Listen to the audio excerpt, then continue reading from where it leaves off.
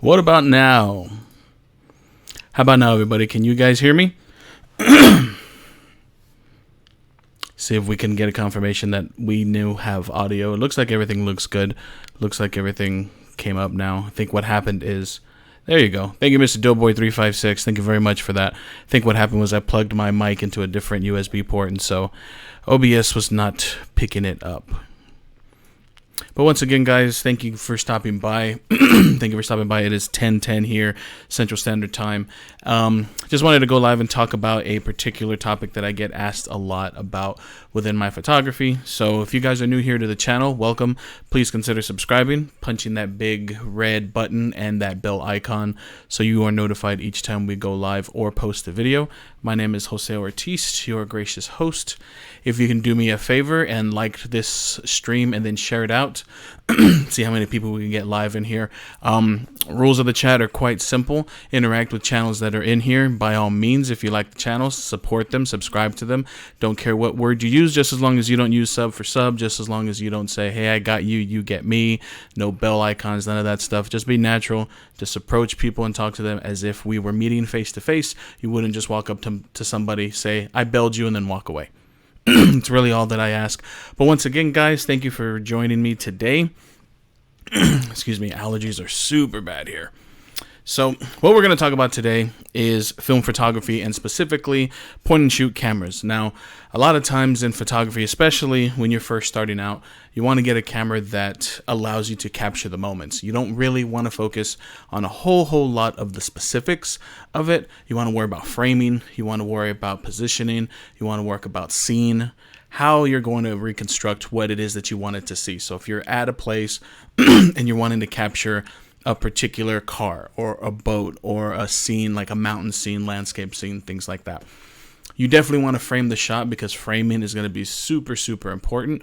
But you also want to have great gear, right? Now, it doesn't have to be something, like I said, that has tons of manual buttons, things like that.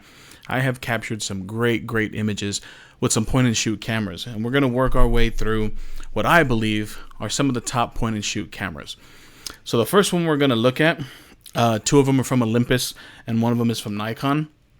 The first one we're going to look at is an Olympus Infinity Junior. Now this little point and shoot is very easy to use. T5i, I love my T5i. I actually was a original Canon shooter. I still have a let's see, where is it? An AE1 Canon sitting over here on one of my shelves here. Very manual camera. Film. I started on film. Gives you a whole lot of meaning to picking the shot coming from film, because you can't just take, I mean, you could, but you'd waste an entire roll of film. And especially nowadays with film being super expensive, considering how much a memory card can be, film photography allows you to be very specific with what you're trying to photograph. But coming back to this camera, this Olympus Infinity Junior, it is a little bit beat up. I just recently purchased this from an Instagram individual that I follow named James Sutter. And so he sold me this camera and the next camera, and those are the two that I have been wanting to recently purchase. Texas Rider, hello my friend, hello, thank you for stopping by, I greatly appreciate it. For those of you new here, again, like I said, interact with each other, check out each other's channels, and if you could do me a huge favor of like this stream and share it out, see how many people we can get in here. I'm not going to be live for a whole long time, but definitely, the more people we can get in here, the better. So the simplicity of this camera, it runs off of regular batteries, which is something that I really enjoy. Not having to worry about getting very specific batteries. A lot of times with some of the other film cameras, they use very specific CR batteries. This uses regular AA's. And operation is incredibly simple. There is a self timer right here at the top, that little gray button. And essentially what you do, you open it up like that. And you see the red dot, and you're good to go. Take a shot. When you're done, close it. You're good to go. Now, what I like about these point and shoot lenses is that they're very sharp. This one right here is a 35mm equivalent lens, and it's a 3.5 aperture. Not the largest aperture, obviously, but it allows you to get everything almost all tacked sharp.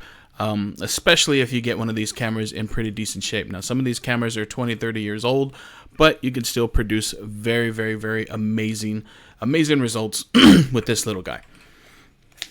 So this, I would probably say, is my third favorite camera, point and shoot wise.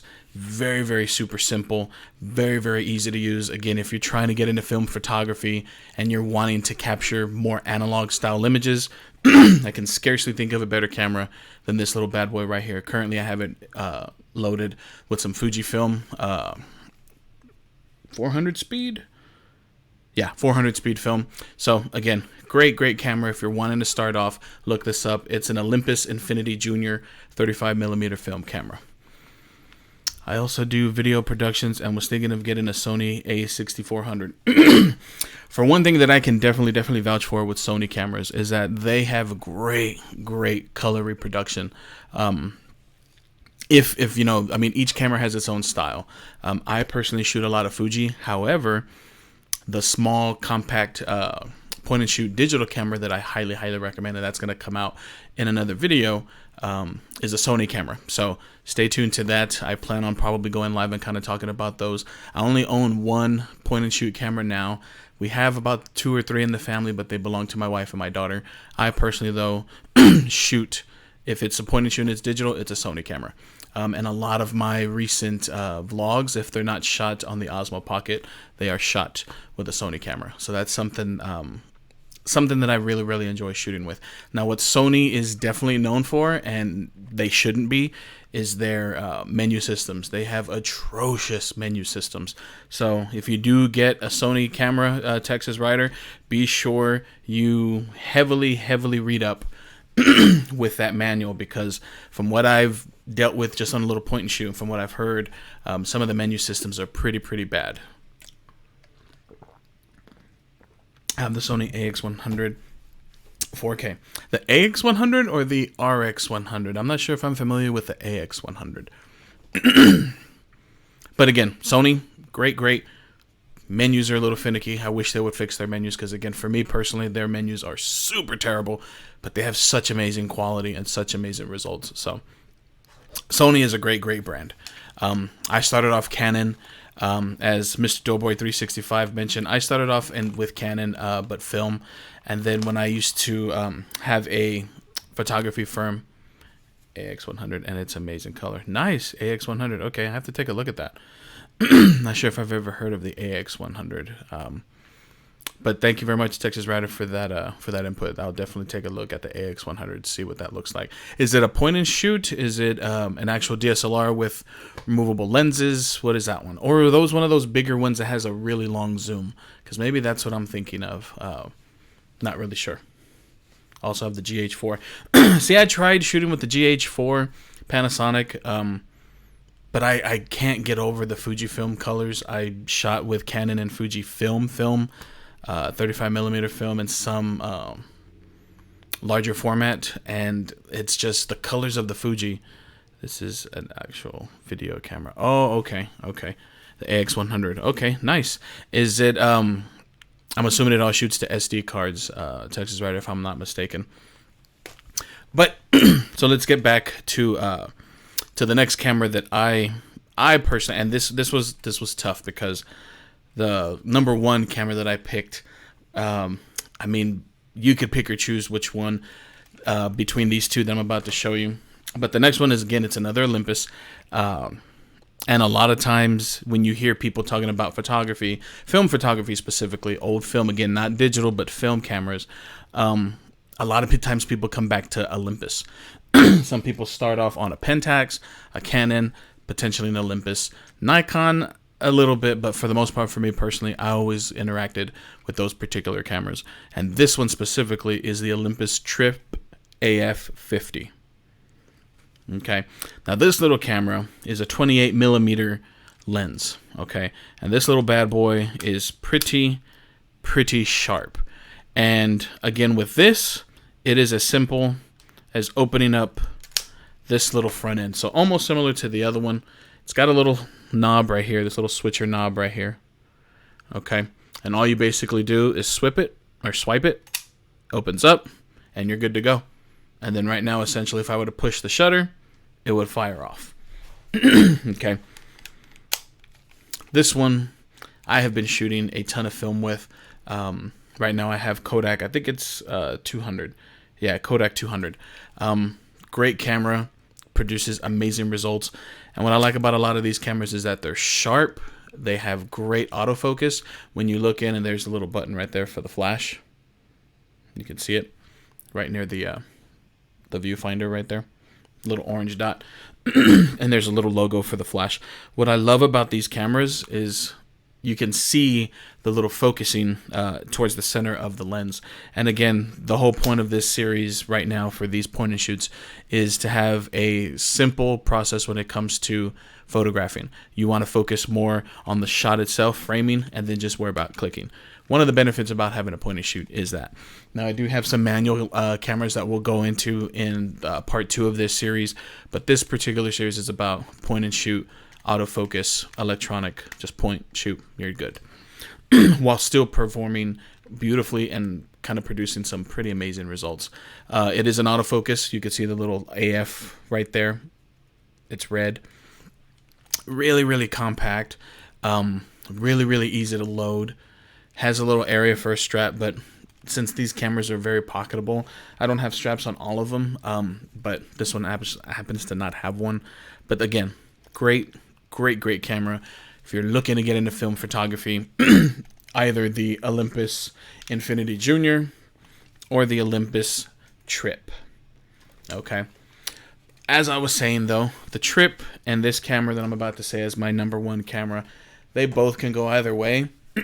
However, this one, I think, just screams Americana. It screams just film photography.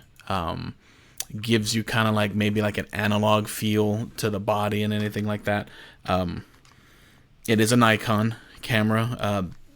Canon makes an equivalent to what this looks like. They look almost identical, with the differences being the paint and the way everything looks as far as on the top part.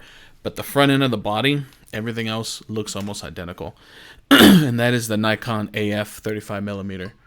I mean, just look at that. It looks almost like a digital camera from today, if you take a look at it. This also has some Fujifilm, Superior 400. I think I've got... Oh, this one's brand new. Okay, I must have photographed the rest of it during the springtime. Nice little cover right here. So it comes off.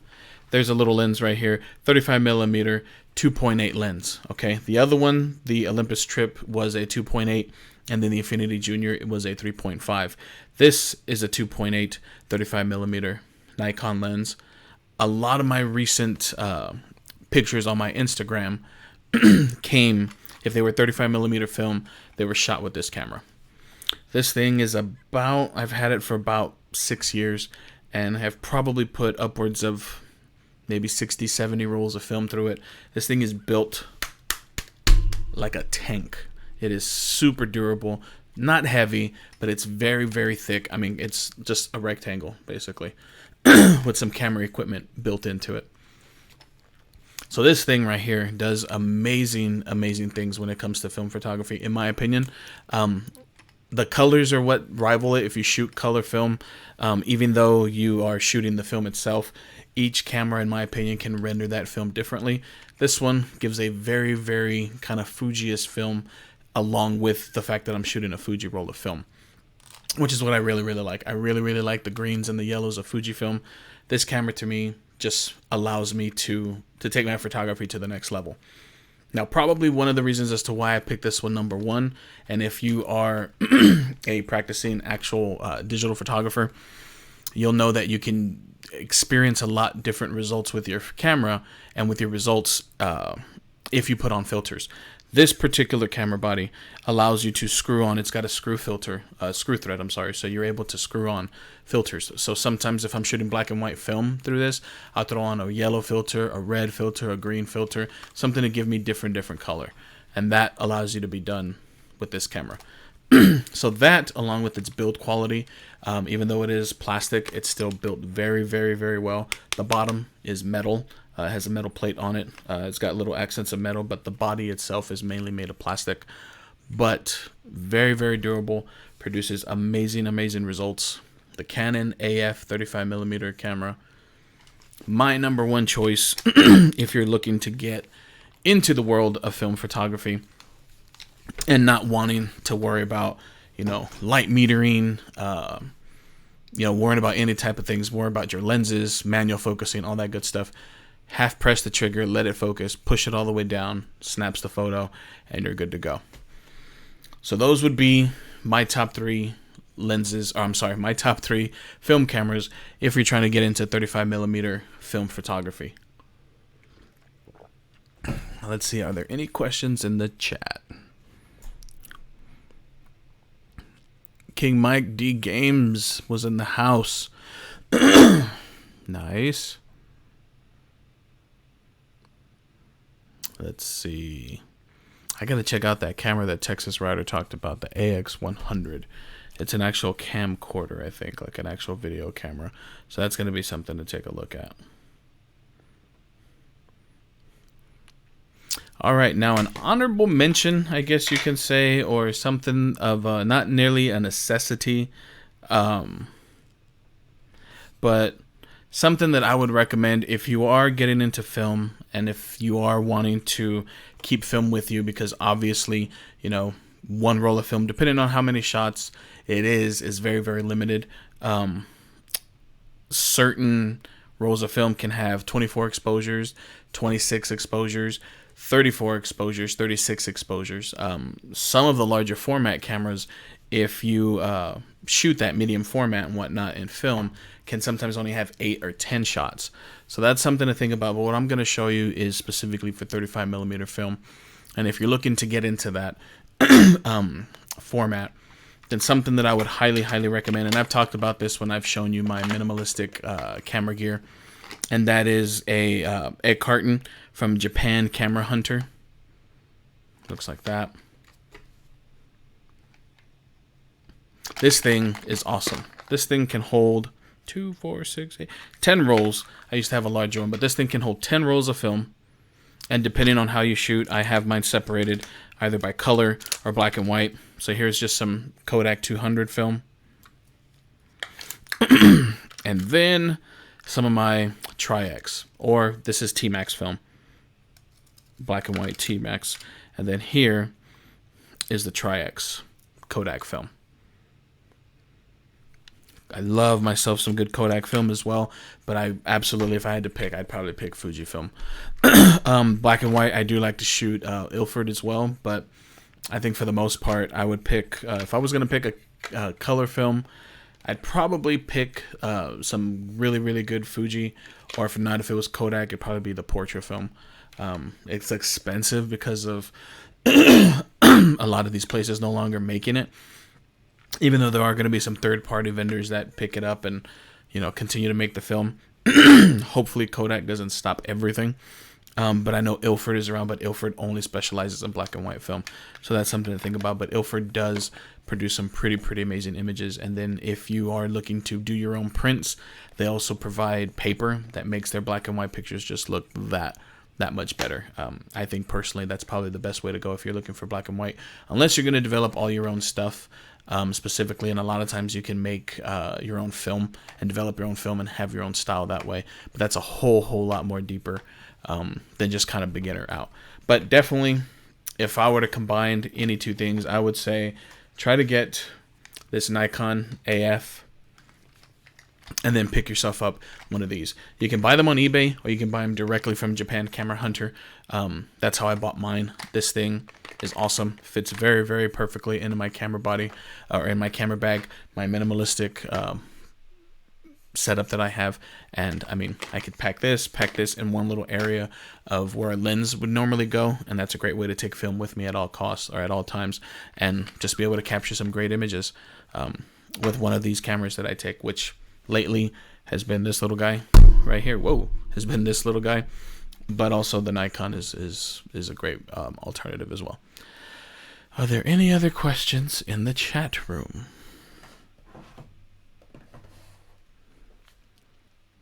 No. Okay.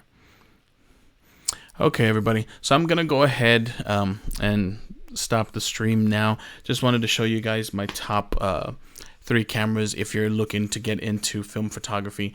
Definitely do your research though, or if these cameras are not something that you're looking for, you can leave a comment down below. I will definitely help you out as much as I can with what you should be looking for. Definitely look for a fast lens, 2.8 or below.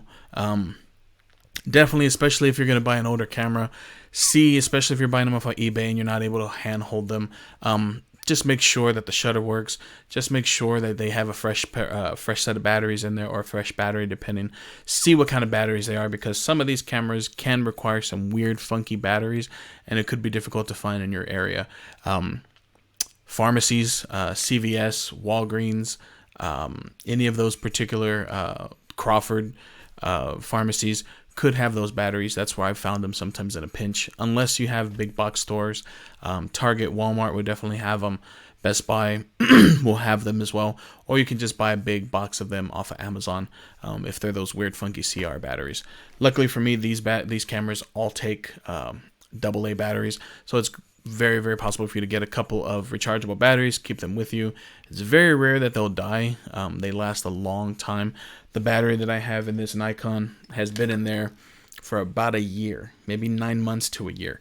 still works. So definitely built to last long. So if you buy some good pair of batteries, you should have those for quite a while.